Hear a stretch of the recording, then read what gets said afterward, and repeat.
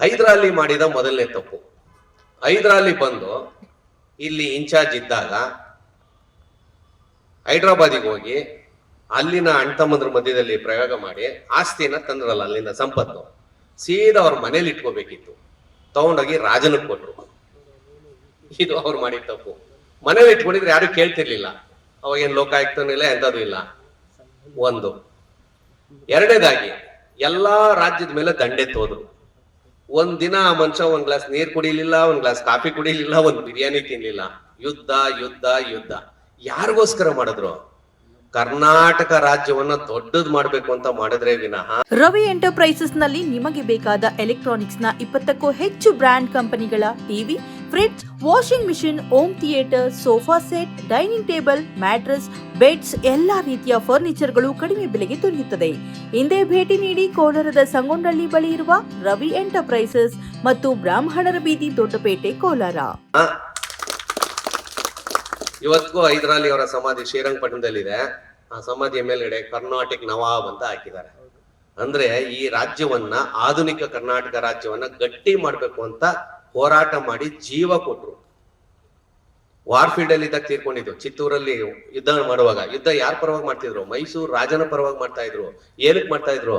ಚಿತ್ತೂರವರೆಗೂ ಮೈಸೂರು ರಾಜ್ಯವನ್ನ ವಿಸ್ತಾರ ಮಾಡ್ಬೇಕು ಅಂತ, ಕನ್ನಡ ರಾಜ್ಯವನ್ನ ದೊಡ್ಡದ್ ಮಾಡ್ಬೇಕು ಅಂತ, ಕನ್ನಡಿಗರನ್ನ ಇನ್ನು ಮೇಲ್ಮಟ್ಟಕ್ಕೆ ತಗೊಂಡೋಗ್ಬೇಕು ಅಂತ ಮಾಡಿದ್ರೆ ವಿನಃ ಸ್ವಾರ್ಥಕ್ಕಲ್ಲ.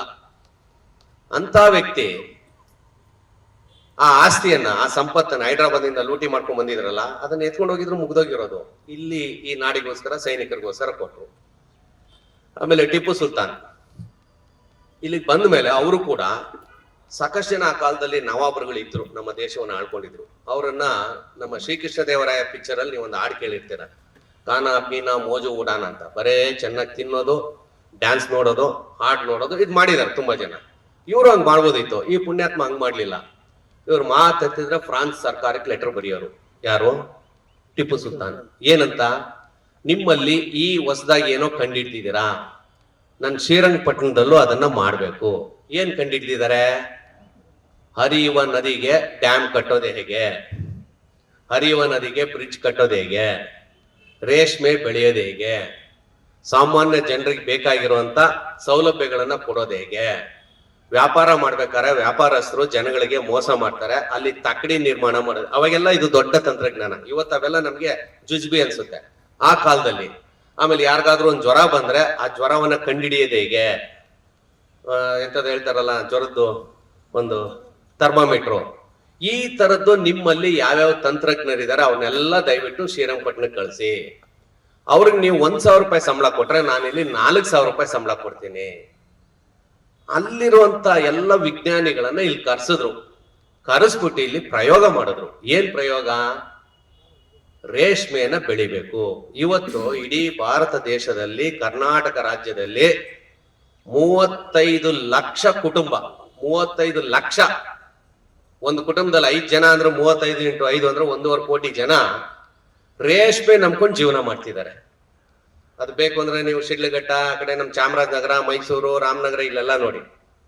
ರಾಜ್ಯ ಸರ್ಕಾರಕ್ಕೆ ಹೆಚ್ಚಿನ ಪ್ರಮಾಣದಲ್ಲಿ ರೇಷ್ಮೆಯಿಂದ ಆದಾಯ ಬರ್ತಾ ಇದೆ.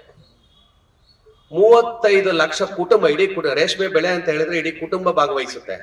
ಅವ್ರಿಗೆ ಉದ್ಯೋಗ ಸಿಕ್ಕಿದೆ. ಇದನ್ನ ಮೊದಲನೇ ಸಾರಿ ಮೈಸೂರು ರಾಜ್ಯದಲ್ಲಿ ಪರಿಚಯ ಮಾಡಿದ್ದು ಟಿಪ್ಪು ಸುಲ್ತಾನ್.